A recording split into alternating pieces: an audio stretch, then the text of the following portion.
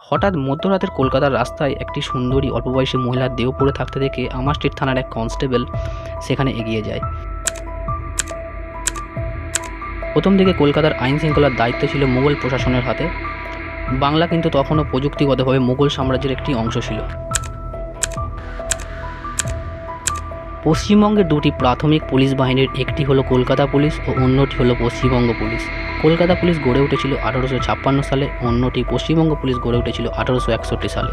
কলকাতা পুলিশের প্রাথমিক কাজ হলো শহরের আইন শৃঙ্খলা রক্ষা করা এবং নিরাপত্তার ব্যবস্থা করা। এগুলো আমরা মোটামুটি সবাই জানি, কিন্তু আমরা এটা কি জানি যে কলকাতা পুলিশের মতো বাহিনী তৈরি করেছিল ইংরেজরা? কলকাতা পুলিশ ইংরেজদের তৈরি করা এই বাহিনীর নাম শুনলে একসময় ভয়ে বুক কেঁপে উঠত শহরের সমস্ত দুষ্কৃতীদের। কোন ঘটনার জন্য ইংরেজরা তৈরি করেছিল এই কলকাতা পুলিশকে? কোন ঘটনার জন্যই বা তৈরি করা হয়েছিল কলকাতা পুলিশের মতো গোয়েন্দা বিভাগকে? কেনই বা কলকাতা পুলিশের পোশাকের রং সাদা হলো? যেখানে অন্যান্য রাজ্যের সমস্ত পুলিশ বাহিনীর উর্দি খাকি রঙের হয়, সেখানে কেন আমাদের কলকাতা পুলিশের উর্দি সাদা রঙের হলো? সেই সম্পর্কে আজকে বিস্তারিত আলোচনা করতে চলেছি।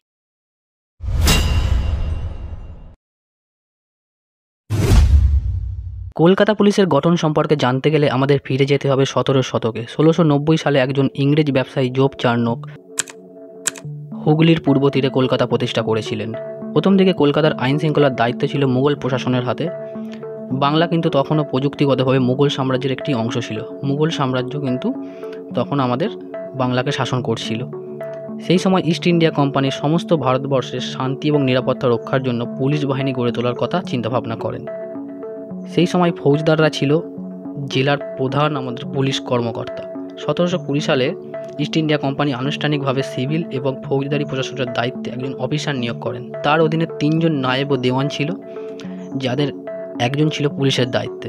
ওয়ারেন হেস্টিংস প্রথম ব্যক্তি যিনি কলকাতায় সুপারিনটেন্ডেন্ট অফ পুলিশ পদ সৃষ্টি করেছিলেন, যার অধীনে 700 জন পাইক, 31 জন থানাদার এবং 34 জন নায়েব নিযুক্ত ছিলেন, যারা কলকাতার নিরাপত্তার দায়িত্বে থাকতেন। এরপর 19 শতকের মাঝামাঝি সময়ে 1856 সালে লর্ড ক্যানিং কী করলেন?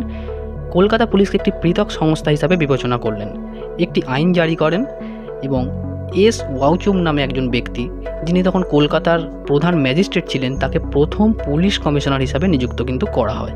যেহেতু সেই সময় কলকাতা ছিল ভারতবর্ষের প্রধান রাজধানী, সেই কারণে কলকাতার শান্তিশৃঙ্খলা এবং নিরাপত্তা রক্ষার জন্য ইংরেজরা প্রথম কলকাতা পুলিশের মতো বাহিনী তৈরি করেছিল, যাতে শান্তিশৃঙ্খলা এবং নিরাপত্তা বজায় থাকে কলকাতাতে। এইভাবে তৈরি হলো কলকাতা পুলিশ।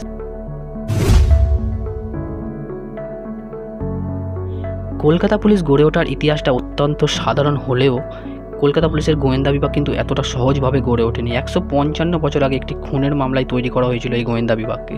হঠাৎ মধ্যরাতের কলকাতার রাস্তায় একটি সুন্দরী অল্পবয়সী মহিলার দেহ পড়ে থাকতে দেখে আমার স্ট্রিট থানার এক কনস্টেবল সেখানে এগিয়ে যায় এবং সেখানে দেখে যে একটি মহিলার দেহ পড়ে রয়েছে এবং তার গলাটা প্রায় এক প্রান্ত থেকে ওপ্রান্ত হয়ে গিয়েছে। একটা গভীর ক্ষতচিহ্ন দেখা যাচ্ছে। তিনি যেহেতু প্রত্যেক দিনই টহল দেন রাত্রির বেলা, তাই তিনি প্রথম কিন্তু দেখতে পান এই দেহটি। আমার স্ট্রিট থানা থেকে মাত্র কয়েক মিটারের দূরত্ব, এবং যুবতী যেভাবে পড়ে রয়েছে তাদের দেখেই বোঝা যাচ্ছে যে কয়েক মুহূর্ত আগে এই খুনটি হয়েছে। এই ঘটনা শোনার পর গোটা কলকাতা শহরে শোরগোল পড়ে যায়। এই একটি খুন যে কী প্রভাব ফেলেছিল তৎকালীন কলকাতাবাসীর মনে, তা এখন সত্যিই বোঝানো খুবই কঠিন। তবে এমন নয় যে এর আগে খুন দেখেনি কলকাতা শহর বা এর আগে খুন হয়নি, তবে সেগুলির অধিকাংশ বা বেশিরভাগই নয় নেশার ঝোঁকে খুন করেছে, নয় গুন্ডা বাহিনীর রেসারেসির ফলে খুন হয়েছে, অথবা কোনো রাজনৈতিক কারণে খুন হয়েছে। তবে এই জলজ্যান্ত রাস্তার মাঝখানে একটা মহিলাকে খুন খুবই কমই দেখেছে কলকাতা শহর, তাই সেটা নিয়ে শোরগোল পড়ে যায় কলকাতাবাসীর মনে। সব জায়গাতে এই খুনটা নিয়ে আলোচনা হতে থাকে, সেটা যে কোনো ছাপোষা গৃহস্থের বাড়ি হোক বা ধনীর রাজপ্রাসাদ হোক, খবরের কাগজ হোক বা বাজারের অলিগলি, সব জায়গাতে এই একটি খুন নিয়ে কিন্তু আলোচনা হতে থাকে এবং জনতা খুবই ক্রুব্ধ হয়ে ওঠে। অবশ্য জনতা ক্রুব্ধ হয়ে ওঠার একটা কারণও রয়েছে। প্রায় 2 সপ্তাহ হয়ে যাওয়ার পরেও কিন্তু এই যুবতীর পরিচয় কি, কেনই বা খুন হলো, কী কারণে খুন হলো, সেসব কিন্তু জানাতে ব্যর্থ হয় আমার স্ট্রিট থানা। শহরের সব বড় বড় কাগজে তার ছবি ছাপানো সত্ত্বেও পুলিশ কিন্তু এর কোনো কুলকিনারা করতে পারেনি। তবে সেই সময় পুলিশের বড় কর্তা ছিলেন স্যার স্টুয়ার্ট স্যান্ডার্স হক, যাকে আমরা মোটামুটি সবাই চিনি, যার নামাঙ্কিত হকস মার্কেটের নাম আমরা কলকাতার নিউ মার্কেট নামে চিনি। তবে তিনি এটা কিন্তু ভেবেছিলেন যে থানার দৈনন্দিন কাজকর্মের পাশাপাশি এই ধরনের বিশেষ অপরাধের সমাধান কিন্তু সহজ নয়। সে কথা অবশ্যই দ্রুতই বুঝতে পেরেছিলেন হক সাহেব।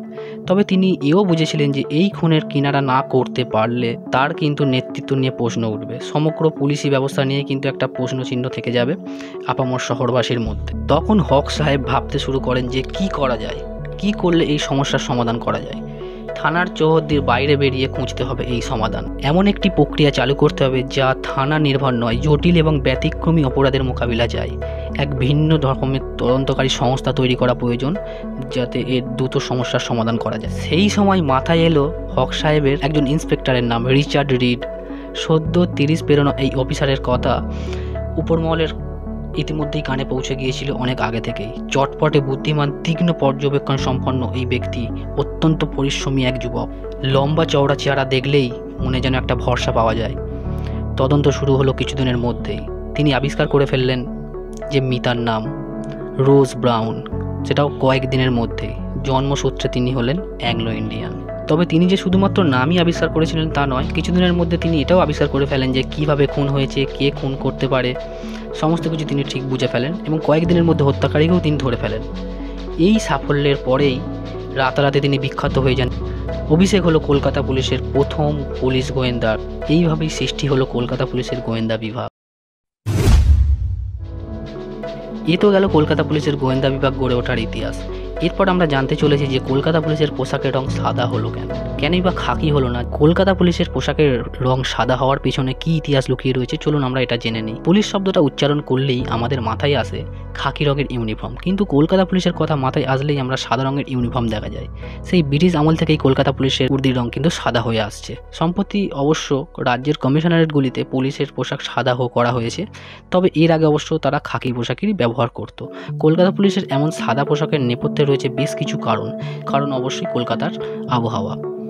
আনুমানিক 1845 সাল নাগাদ তৎকালীন ব্রিটিশ শাসকরা পুলিশে কিছু বড়সড় পরিবর্তন আনে। সেই সময় ব্রিটিশ শাসকরা বা ব্রিটিশ অফিসাররা কলকাতা পুলিশের পোশাককে সাদা করার প্রস্তাব দিয়েছিল, কারণ এখানে উপকূলীয় এলাকা, আর্দ্রতা বেশি থাকে, সেই সঙ্গে গরমে চড়া রোদের দাপটও দেখা যায়। তাই সেই প্রস্তাবের জেরেই কিন্তু মূলত কলকাতা পুলিশের পোশাকের রঙকে সাদা করা হয়েছে। কারণ এটা ভাবা যায় যে সাদা রং তাপ পরিবাহী, গরমের সময় সাদা রঙের পোশাক পরলে গরম খুব কম লাগে, শরীরে ঘাম কম হয়, সেই কারণে কলকাতা পুলিশের পোশাককে মূলত সাদা করা হয়েছে। তাই আমরা দেখতে পাই ভারতবর্ষের অন্যান্য রাজ্যের পুলিশের উর্দি খাকি হলেও আমাদের কলকাতা পুলিশের উর্দি কিন্তু সাদাই হয়, সবার থেকে পৃথক।